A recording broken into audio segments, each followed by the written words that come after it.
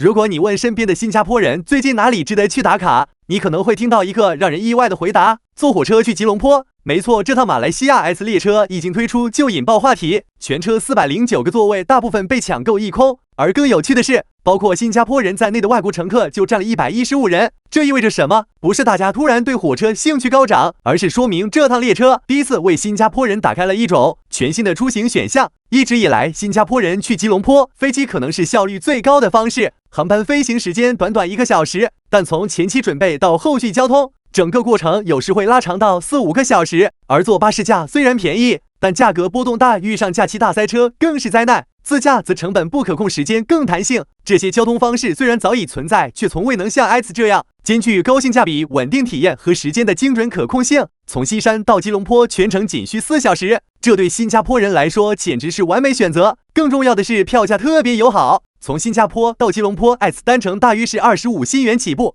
对比巴士约20新元起，飞机则飙升至80新元甚至更多。尤其在假期一票难求时，价格更夸张。S 精准抓住了单身旅客和家庭用户的需求，通过价格与体验的完美平衡，赢得了出行者的青睐。但我们今天谈 S， 不仅仅是谈便捷和性价比这么简单。这趟火车之所以成为热议话题，背后有着更深层次的意义。从大的结构上看，S 的意义在于连接更多基础设施，让新加坡和马来西亚的往来更加立体化。如果你最近关注相关新闻，就会知道一个加速区域融合的拼图正在逐渐完善。其中最重要的一块拼图，就是预计2026年底完工的新柔捷运 S-Link， 从新加坡乌兰到马来西亚5G 查卡，这条捷运通道终于要成为现实。有了它，从新加坡到新山的路程将被缩短到仅5分钟，每小时最大运量约1万人次。更重要的是，它将实现同步清关，也就是说，过了关卡便直接进入马来西亚，无需额外手续，大大提升通关便利。到那时，从新加坡通过新柔捷运接驳到 S，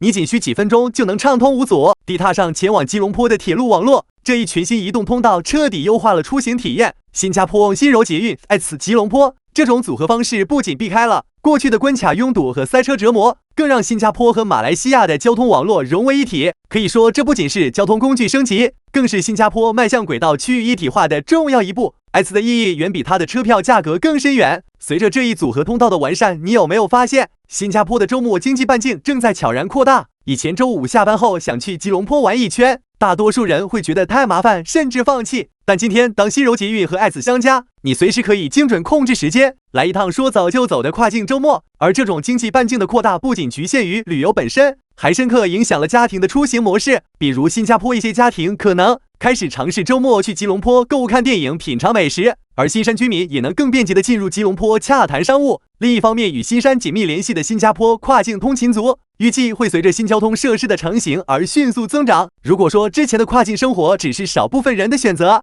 那么未来这种模式更可能成为很多家庭的选项。例如，新山比新加坡便宜许多的房价，正在吸引更多通过新柔捷运通勤的新加坡家庭选择定居，从而改变两地的人口流动格局。更进一步可以看到，吉隆坡和新山这一生活走廊正在成型，并将与新加坡构建一个紧密连接的生活经济带。从居住到商务活动，再到教育医疗，这条走廊将释放更大潜能，吸引更多人加入，进一步加速区域内的经济生活交叉。当然，我们不会忽视目前的一些现实问题。S 目前每日只有4趟，仍然无法完全满足高峰需求。而在新柔捷运开通之前，新山关卡依然是一个堵点。然而，这些问题有没有根本解决办法？其实是有的，只是需要时间等待。到2026年，随着新柔捷运全面开通，S 班次进一步优化扩充，新马之间的这条通路势必将越走越顺。而到了2030年，或许很多人已经不再觉得这有什么特别，因为从坐着去吉隆坡到坐着去更远的地方，可能会成为新加坡人习以为常的体验。我们可以这么说，这列火车不仅仅是一种方便的交通工具，更是新加坡和马来西亚这2个国家更深层次合作的一种信号。从长远来看，它象征的是一种区域生活的可能性。